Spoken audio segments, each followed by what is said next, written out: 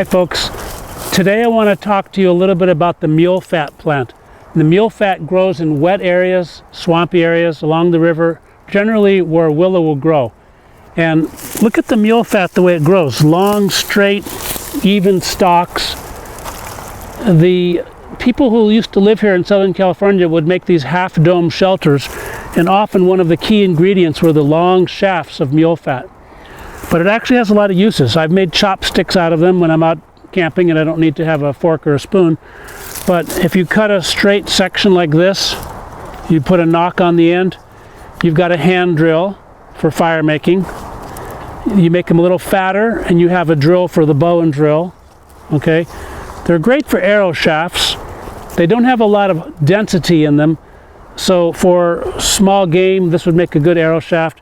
You could also use them for atlatls and atlatl spears. In fact, this is very easy to grow.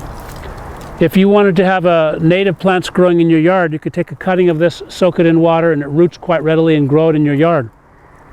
The thoughtful pruning, by the way, does encourage new growth. But don't just go into an area and hack it all down. Just do a little here, a little there. The Kauai people used to use the leaves as a head wash or a hair wash, and they claim that it prevented baldness. Now, that could be an old husband's tale, because I don't think many of the desert Indians went bald anyway, whether or not they used the wash from the mulefat. But it's a very good plant to know.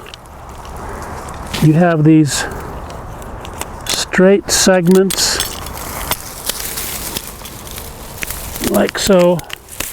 When I make a quail trap, all of these branches will constitute the majority of the quail trap. So folks, one of the uniquenesses about the mulefat is that you get these nice straight segments. It's very useful for building. It was used for even the structures in the old days for the homes of the people that lived here in Southern California. But it's like a pencil thickness, good for hand drills, good for arrow shafts.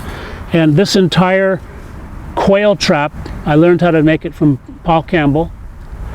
This entire quail trap was built from mulefat stems. The initial base, you get 2 of these, and you just cut them in slightly smaller segments each time, and even the little trigger is made all from mulefat. So mulefat is really an ideally suited wood for a lot of these projects, from anywhere from fire making to arrow shafts. You see, once that's straightened out, shaved down a little bit, I've got a hand drill or an arrow shaft. So it's a very good plant to know. It's useful for probably a lot more crafts than I've even mentioned here. So this is our native mulefat. It's worth getting to know. Has a very distinctive odor. Okay. Thank you very much for listening. If you have questions, please send me an email.